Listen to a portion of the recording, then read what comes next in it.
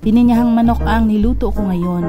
Sinimulan ko ito sa paggisa ng bawang sibuyas. Pagkatapos, dinagdag ko na itong 6 na peraso ng chicken meat. Tapat lang siya sa isang kainan kasi kapag medyo marami din, creamy kasi yung lulutuin at medyo mainit ngayon, mabilis mapanis. Hindi din magandang i-store ng matagal sa ref. Naglagay na pala ako dito ng asin, dinagdagan ko rin ng paminta, tapos tinakpan ko. Pagka medyo tuyo na yung kanyang sabaw, dinagdagan ko ng kalahating baso ng tubig at itong pineapple juice. Pagkakulo niya, dinagdag ko na itong mga gulay.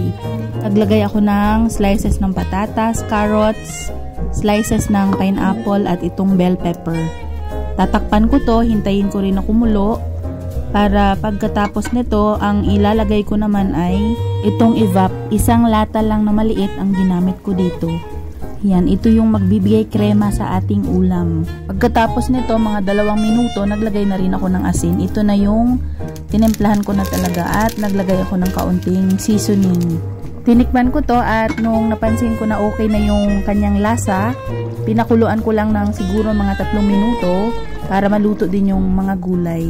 Ito na ang pininyahang manok.